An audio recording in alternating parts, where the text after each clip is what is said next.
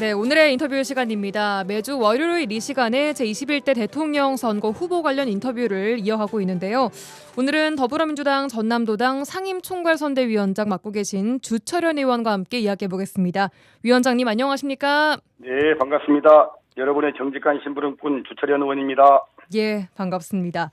자, 위원장님 6.3 조기 대선 이제 8일 남았습니다. 사전투표는 이제 이번 주 목요일로 다가왔는데 하루하루 좀 많이 바쁘시죠? 어떻게 지내고 계세요? 네, 이제 저희들이 선거일이 다가올수록 더욱 긴장하고 또 낮은 자세로 우리 시민들 목소리 경청하고 또 간절한 마음으로 저희들이 꼭 좀 이재명 후보 투표해 달라고 그렇게 좀 간청하면서 지내고 있습니다. 예, 그러시군요. 자, 이제 모레 28일 수요일부터는 이른바 여론조사 깜깜이 기간에 들어가게 됩니다. 이 기간 실시하는 여론조사 투표 결과는 마감 시각까지 공표 보도가 금지가 됩니다. 자, 민주당 이재명 후보의 지금까지의 여론조사 결과 그리고 앞으로의 지지율 변화는 좀 어떻게 분석하고 계세요? 근데 매체에 따라서는 우리 김문수 후보와 지지율 격차가 한 자릿수로 적었다는 발표도 있는데 예. 과반을 웃돌던 우리 이재명 후보의 지지율 선거일이 다가올수록 조금씩 줄어들 거라는 것은 어느 정도 예상했던 상황이고요. 예. 결국에는 51대 49 싸움이 될 거라는 각오로 이재명 후보뿐 아니라 저를 포함한 모든 선출직과 당원들이 선거운동이 끝나는 마지막 순간까지 전력을 다해서 지금 뛰고 있는데요. 예. 대통령을 포함한 선출직 공짜 뽑는 것은 여론조사가 아니라 국민 여러분의 투표입니다. 그래서 보다 많은 국민들께서 이번 주 목요일 금요일 실시되는 사전투표에 꼭 투표해 주시고 정 못하신 분들은 6월 3일 본투표장에 가셔서 소중한 권리 꼭 좀 행사해 주시길 부탁을 드립니다. 예. 앞으로 지지율 격차가 줄어들 거라는 것은 어느 정도 예상을 하셨습니까? 어떠세요? 그것은 정말 역대 대통령 선거가 과반이 넘어간 분이 딱 한 분 계셨잖아요. 박근혜 대통령 한 분 계셨는데 예. 그건 1대1로 붙었을 때고 이렇게 세 명 이상이 경합을 하게 되면은 이게 쉽지가 않더라고요. 그래서 50% 넘는 것은 어려운 것이 아니냐 이렇게 저희가 예측을 하고 있었는데 예. 조금 지지율이 내려갑니다만은 그래도 오차범위 밖에서 이재명 후보가 안정적인 지금 강세를 보이고 있어서 마지막 우리가 이 우세를 굳히기 위해서 최선을 다하고 있다 이런 말씀을 드립니다. 알겠습니다. 자, 전남에서 투표율 85%, 득표율 90% 목표 세우셨습니다. 이 목표는 달성이 될 거라고 보세요? 지난 3년 전 대선에서 전남은 81.1%가 투표해서 이재명 후보에게 86.1%의 지지를 보냈습니다마는 0.73% 차이로 이들이 석패하고 말았습니다. 그런 결과로 우리 무도하고 무능한 무책임한 윤석열 정권 3년이 들어섰는데 민생 경제 무너지고 외교 안보 위기라는 참사 겪고 급기야는 국민 주권을 찬탈하려는 내란 계엄으로 국민들께서 너무나 큰 고통을 겪어야 했습니다. 그래서 이런 것들을 겪으신 국민들 여러분들께서 이번에는 좀 더 비상한 각오로 선거에 임하시는 것 같습니다.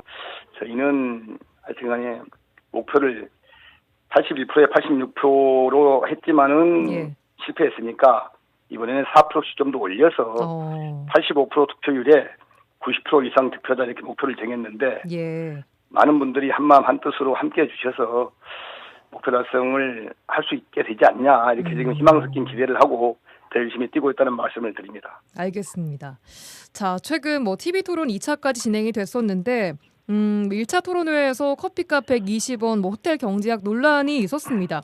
관련해서 여론조사 결과로 이게 좀 이어진 거라고 생각을 하십니까? 어떠세요? 글쎄 영향이 전혀 없지는 않았다고 저는 생각을 합니다. 예.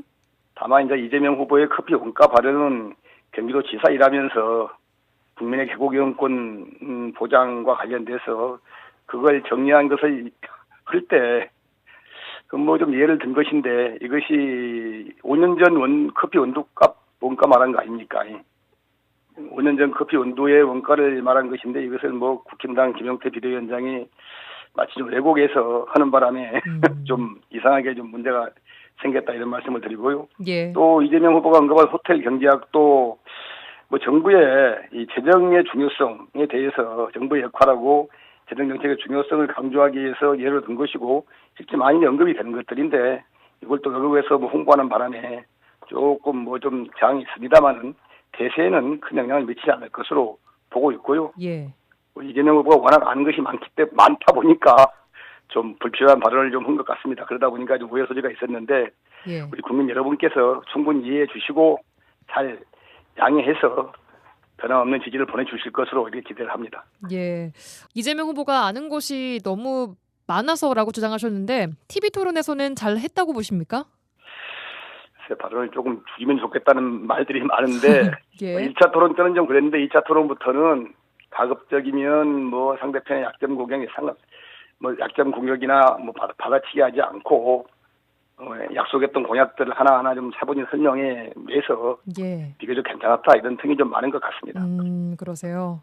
네. 예, 이제 앞으로 3차 토론을 앞두고 있는데 후보 측 캠프에서 어떤 전략 같은 것들이 있습니까? 어떠세요?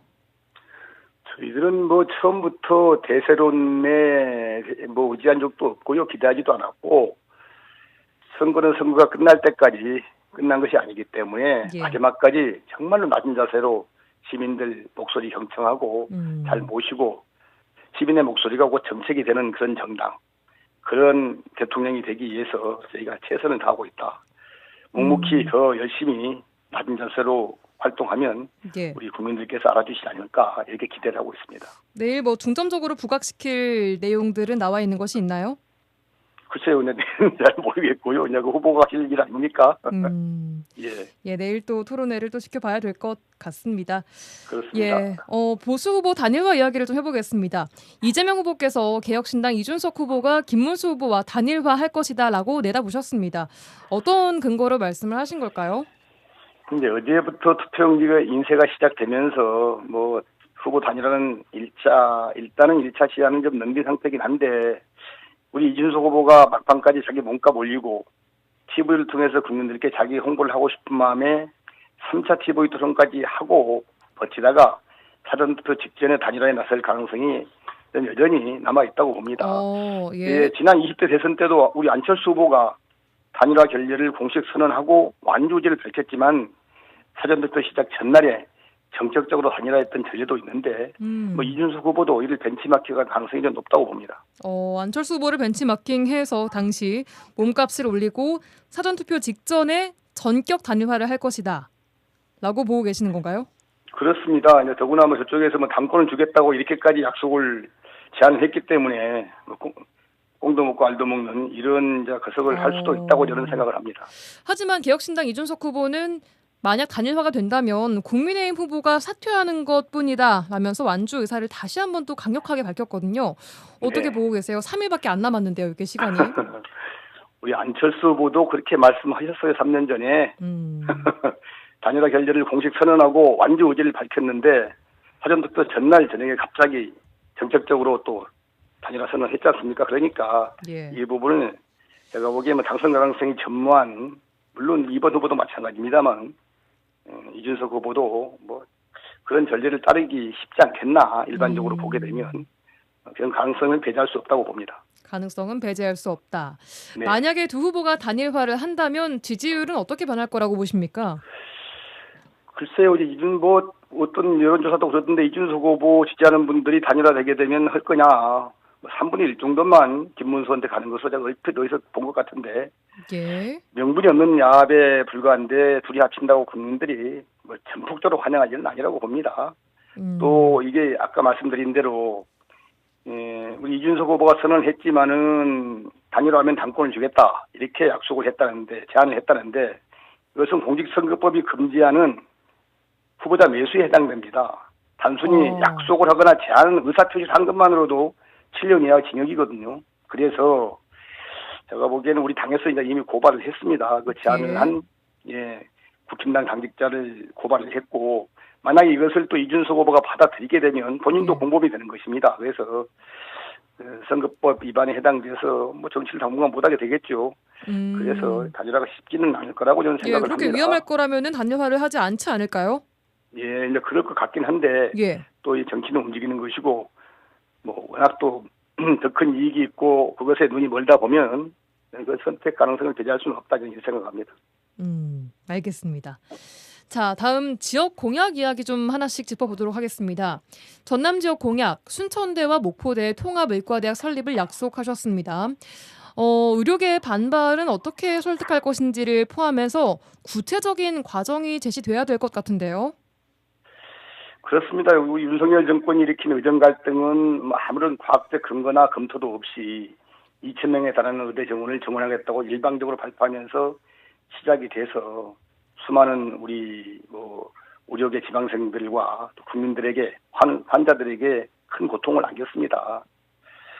현재 인구 고령화에 따른 의료 서비스 수요가 증가하고 또 전남과 같은 또 의료 사각지대 문제 해결하기 위해서 의대 정원 증가가 필요하다는 것에 대해서는 누구도 부인할 수 없지만은 윤 정권과 같이 일방적으로 이렇게 몰아붙이는 것은 안 되는 것이고요. 예. 우리 이재명 후보가 약속한 대로 모든 이해 당사자가 참여하는 사회적 합의에 의해서 다시 출발을 해서 하여튼간 AI와 첨단 과학기술 발달에 따른 시대 변화까지 고려해서 예. 의대 정원을 좀 합리적으로 해결해야 한다. 이렇게 저는 생각을 합니다. 예. 이런 합리적인 의대 의료 관계자들이 참여하는 합리적인 대화를 통한 의대 정원 확대라든지 이런 것이라면은 저는 의료계가 반대할 이유가 없는 것이 아니냐. 설득하게 되면 충분히 합리적인 방안이라면은 함께 동의하고 함께 갈 수 있겠다. 저는 이렇게 생각을 합니다. 그 전까지는 합리적인 대화를 통한 해결이 안 돼서 의료계 문제가 해결이 안 됐다고 보시는 건가요? 그전에도 제가 알기로는 2,000명 하기 전에 300명 안팎은 사실상 의료계도 사실상 동의해 왔었는데 예. 그것을 좀 더 늘려서 500명 안팎으로 했으면 의료계도 반대를 못 했을 거예요. 근데 아무 근거 없이 그냥 7배나 많은 2,000명 나버리니까 의료계가 결사적으로 반대를 한 거 있죠. 명분이 좀 덜 쓰는 일이긴 하지만. 예. 그래서 이게 그분들과 함께 터놓고 대화를 하다 보면 합의점이 나올 수밖에 없고 우리 또 이재명 후보가 여러 다른 목소리를 한데 모아놓고 들어서 합의점을 찾고 정책을 만들어서 추진하는데 또 탁월한 능력이 있는 분입니다. 그래서 저는 이 부분도 하여튼간에 효율적으로 잘 해결되리라고 그렇게 기대를 하고 있습니다. 알겠습니다. 자, 다음 여수 석유화학산단의 위기 얘기해 보겠습니다. 이 화학산업의 대전환을 위해서는 특별법 제정과 친환경 전환이 필요하다라고 하셨습니다. 먼저 이 특별법 안에는 어떤 내용이 좀 담길까요? 먼저 그 내용 말씀드리기 전에 우리 여수 석유화학산단의 위기가 한 3년 전부터 시작이 됐는데 예. 정말로 물론 이제 개별 대기업들이 R&D 투자라든지 산업유보 같은 것을 적게 한 것도 문제가 있습니다만 정부가 국가기관 산업에 대해서 의지를 가지고 새롭게 신기술을 개발하고 R&D 투자를 하고 또 필요하게 되면 서로 사업 재편을 해서 경쟁력을 유지하게 도와야 되는데 예. 정부가 아무것도 안 해버렸어요. 실제 작년부터 제가 끊임없이 독촉을 했는데 윤석열 정부 산자부에서는 그냥 보고만 있겠다고 그러더라고요. 근데 세계적인 용역회사나 컨설팅 회사 같은 데서는 2030년까지 끊임없이 경쟁이 가속화돼서 불경기가 지속된다는 게 지금 일반적인 예측이거든요. 예. 이것에 대응하려면은 자율적인 선제적인 구조 재편 그리고 법용 제품이 아닌 스페셜티 제품 개발 이런 것들이 안 되면 불가능하다. 석유화학 제품 생존이 예. 이런 것들이거든요. 그래서 이제 이런 것들을 하려면은 정부 주도의 구조 조정하려면 공정거래법 피해 가야 되고 또 기업도 의사도 조금씩 이제 좀 무시하고 그래야 되니까 특별법이 필요하고요. 또 R&D라든지 집중적인 지원을 하려면 또 세제 지원하려면 특별법이 필요하다. 그런 것들이 당연히 특별법 반드시 있어야 되고요. 더 나아가서 아까 정부의 선제적인 주도적인 역할이 필요하고 또 집중적인 지원이 필요합니다. 이런 것들을 하려면은 우리 이재명 정부밖에 없고 이재명 정부가 여수의 첫 번째 공약으로 이 부분을 내걸었고요. 전남의 공약 중에서 두 번째로 여수의 석유화학 광양의 제철 산업을 재구조화해서 경쟁력 갖게 하겠다고 또 도단위 공약도 같이 넣었습니다. 그래서 기대할 만한데 국힘당 정부는 관심이 없지 않습니까? 알겠습니다. 또 하나, 석유화학 산업의 대전환을 위해서는 친환경 전환이 필요하다라고 하셨는데 이 석유화학 산업 특성상 친환경 탄소 중립은 시간이 굉장히 많이 걸릴 것으로 보이거든요. 혹시 다른 방안도 있습니까? 석유화학과 관련돼서 대표적인 것이 친환경 탄소 중립을 실현하는 것인데 여러 가지가 있습니다만 지금은 워낙 이제 석유화학 자체 산업 자체가 위기에 빠져버려서 탄소 중립은 조금 뒤로 이제 밀린 기분이 듭니다만은 그러나 우리들이 수출을 통해서 석유화학 산업을 계속 유지할 수밖에 없는데 그러려면은 탄소 중립이 필수적이고 이제 그런 의미에서 뭐 이산화탄소를 포집해서 저장하거나 다른 산업에 활용하는 CCUS 탄소 포집 활용 저장 기술 이 부분 지금 투자를 하고 있는데 이 부분도 이제 집중 투자가 돼서 예. 여수 석유화학 선단이 세계 석유화학 선단 어느 곳보다도 더 선제적으로 탄소 중립을 실현하고 경쟁력을 가지는 것이 필요하다고 보고요. 예. 이게 이제 여수 석유화학 선단이 워낙 이제 규모가 크고 그러기 때문에 뭐 공동 인프라 구축이 가능하다면은 훨씬 저렴한 비용으로 효율적으로 이런 것을 할 수 있다는 것이 일반적인 가치일 것 같습니다. 그래서 이것은 정말로 정부가 나서서 해야 되는데 우리 이재명 후보가 이것을 전남과 여수 공약에 첫 번째로 걸었다는 점에 대해서 상당히 좀 기대가 가고 저희들이 적극 밀어서 이왕이면 확실하게 밀고 이 부분을 좀 챙기면 좋겠다는 말씀을 드리고 싶습니다. 예. 한마디로 이재명 대통령이 된다면 정부 주도하에 구조 개편을 확실히 하겠다라는 말씀이신 거죠? 네, 그렇습니다. 그리고 구조 개편뿐만 아니고 아까 말씀드린 대로 정부의 적극적인 지원, 전폭적인 지원을 통해서 세제 지원, 특별법 지원하고 아까 말씀대로 R&D 지원도 해서 함께 경쟁력을 키워 나가고 새로운 스페셜티 전문 제품을 개발해 나가겠다 이런 취지입니다. 전반적으로 알겠습니다. 자, 이번 지역 공약들을 쭉 보다 보니까요. 여순사건 특별법의 전년 개정 그리고 청소년, 생태 관련 공약 등등 빠져있는 것들도 좀 있더라고요. 어떻게 생각하세요? 그래서 이제 큰 공약을 챙기다 보니까 좀 미세한 공약은 빠졌습니다만은 여수 공약에는 빠져 있지만은 또 후보의 전체 공약을 보면 이런 부분이 다 들어가 있는데요.